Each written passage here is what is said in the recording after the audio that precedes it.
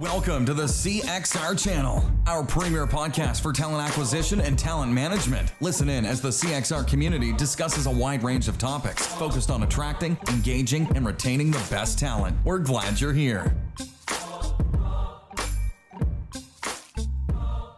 Hello, listeners and watchers. Welcome to the CXR podcast. I'm Chris Hoyt, president of Career Crossroads, and today's host for an edition of our podcast that we'd like to call Expertise. We're spending about 15 minutes or so with an industry leader or an expert who shares a few valuable life lessons with us, things that we think will help others in their day-to-day or with various leadership challenges. Now, you can subscribe to all of these and more at cxr.work/podcast, and we're happy to say you can watch or listen to them nearly anywhere you already subscribe to your favorite shows. Now, today, we've got with us Karim Benammar, who is PhD and philosopher specializing in transformative thinking.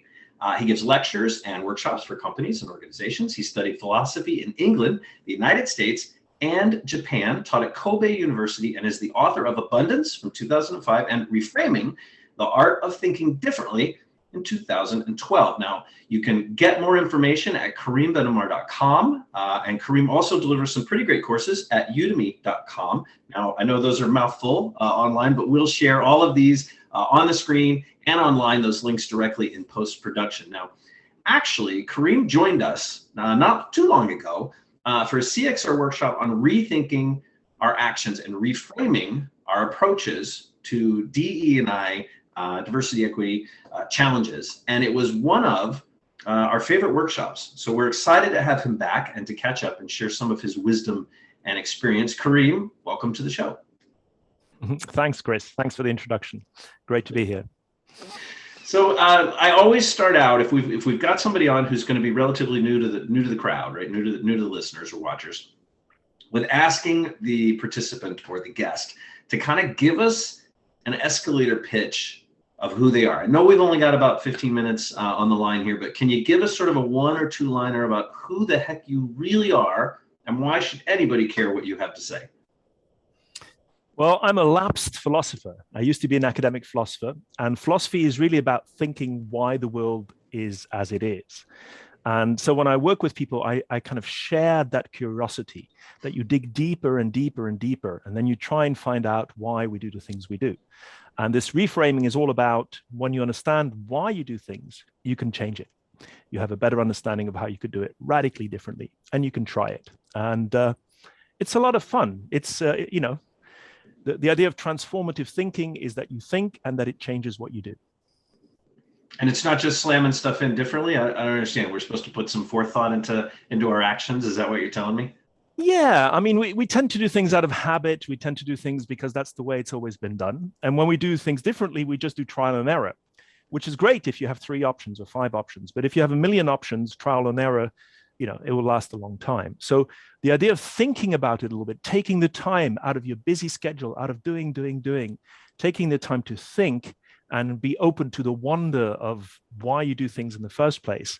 I think it's a great journey. And it's a journey I take every day about different things, about our money system, about COVID and pandemics, about what we do at different stages in our lives, about working with you and other people, about how we hire people, why do we have the work organization that we have. Sometimes you can get down too deeply into the rabbit hole. So, you go deep and then you kind of emerge. Well, so let's talk a little bit, because you mentioned sort of trying to do your best to abate the trial and error approach, but it kind of feels like in the last year, our organization, unlike or very similar to thousands of other organizations, the leaders that we talked to did a whole lot of trial and error with business models and how they work. Day to day, whether they're working at home, whether they're trying to figure out a hybrid, put it all in. I mean, literally restructuring their work.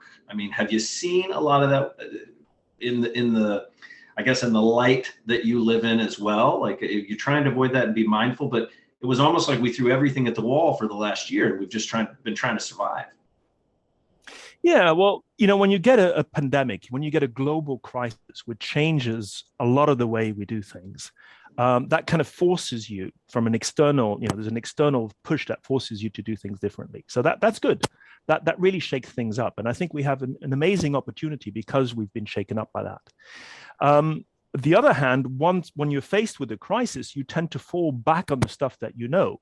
So yes, we started working from home, but people initially, use the same schedule as they had if that they were in the office. They, started the thing at 8 or 9 o'clock. They stayed till 5. They had the same meetings for the same length of time. So basically they transposed everything online. It was just a horizontal move. We did that with education. We did that with work. We did that with kind of, even parties and drinks, everything. Sports, people were doing kind of aerobics at home, but the same structure. And to me, that's a horizontal shift. And that's perhaps the best you can ask under the circumstances, because, we didn't know what to do. But the opportunity is to take a shift into the vertical stuff and ask, now that we're working from home, why should a meeting last for an hour? Why do we organize it this way? Why do all these people join? If we're recording it anyway, could I watch it later? Things like that. The opportunity to really organize things differently is there. And, fine, the first few months, you're just in shock. You're just trying to cope, fine.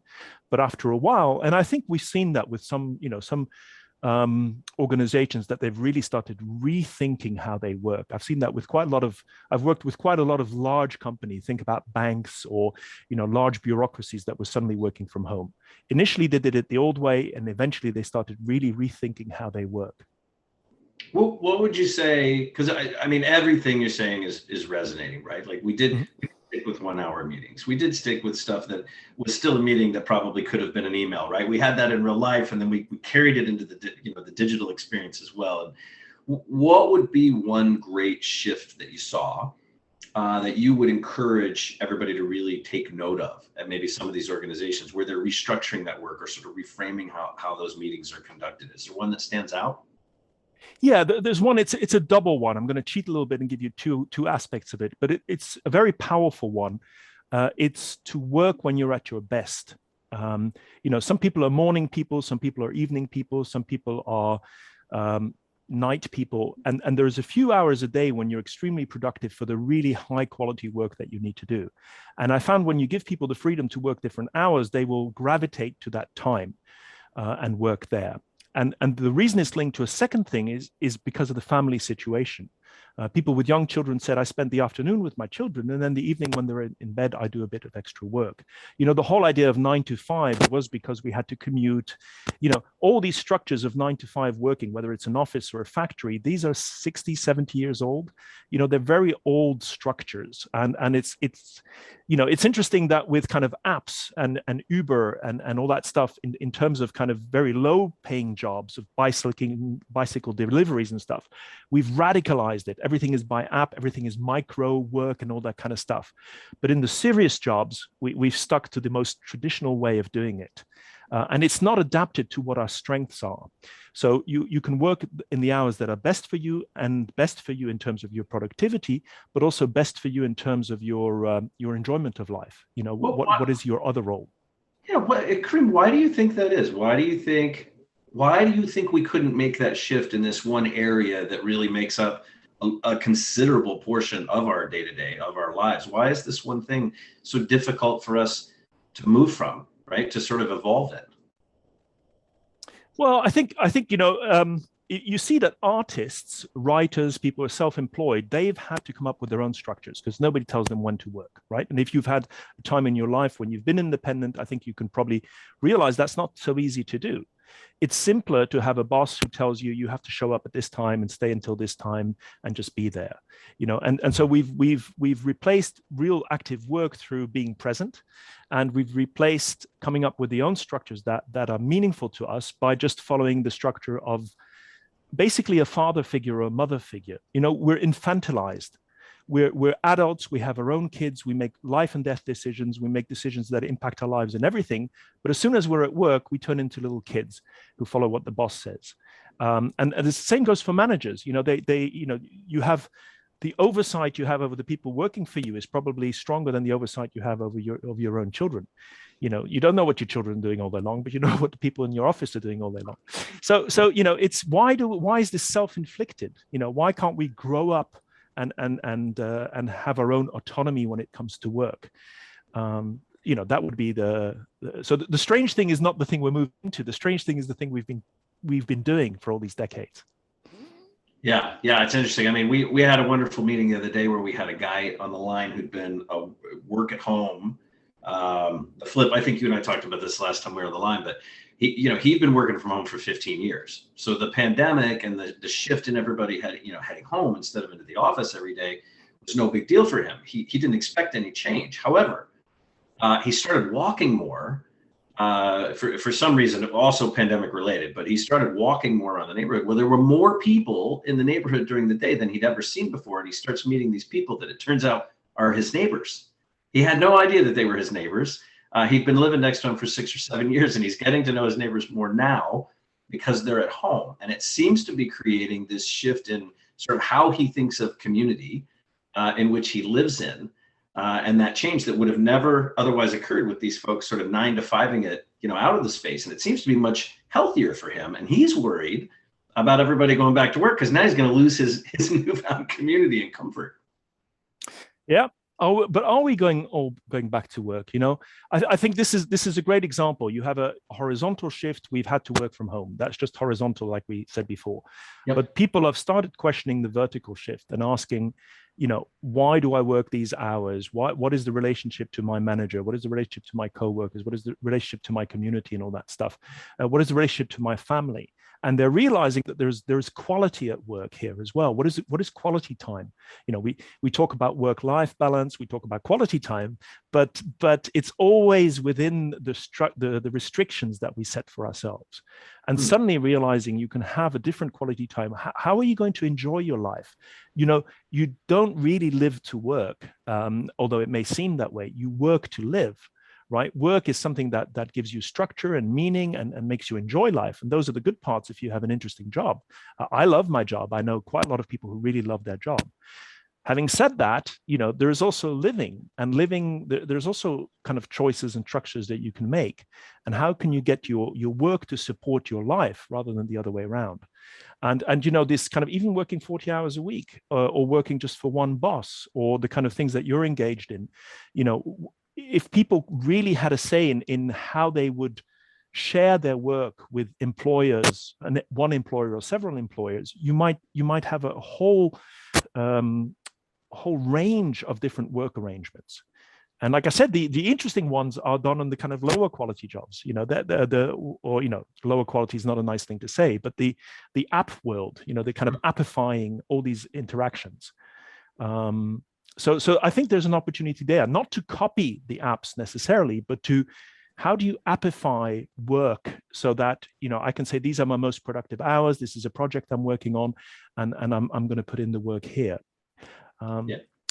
The walking, just one more thing, the walking makes me realize that, you're so much more creative when you walk. I go for long walks and I record myself with ideas, and later that I turn those into lectures and turn those into papers and articles and books.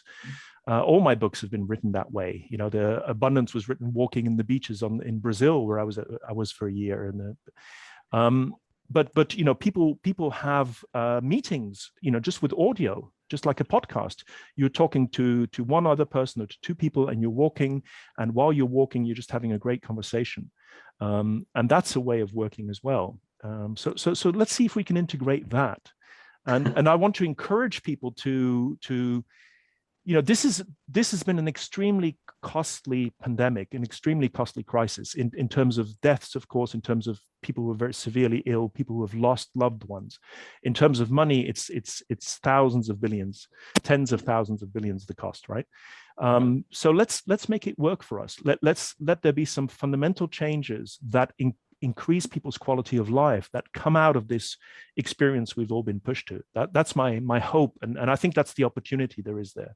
Well, I think we've got a tremendous amount of opportunity with, big organizations and leaders who make the decisions to help balance that, find those sort of work zones or work windows that are most productive, who sort of evolve the work that they expect or when they expect the work to get done, either to survive or to be more productive. And then we'll see which organizations just can't make it work and are going to suffer some attrition and some churn. So it'll be really interesting. Karim, I want to thank you again. We're going to throw it up on the screen again. It's KarimBenammar.com and udemy.com. Karim, thank you so much for being on the show. We really appreciate you. Chris, thank you for having me, and good luck with revolutionizing your work. Thanks. For those who didn't hear already, we've got a new HR technology newsletter that's coming out. You can sign up for that at cxr.works/HR Tech News. We'll also show that on the screen. And then while you're there, be sure to register on the site and join almost 5,000 other TA professionals that are now working together and collaborating online within the CXR community. You'll find events, news, groups, all built around TA functions. And of course, the subscribe links to all of the videos and podcasts. So until next time, everybody have a great rest of your week and stay healthy and safe. Thanks for listening to the CXR channel. Please subscribe to CXR on your favorite podcast resource and leave us a review while you're at it. Learn more about CXR at our website, cxr.works, facebook.com and twitter.com/careercrossroads, and on Instagram at careerxroads. We'll catch you next time.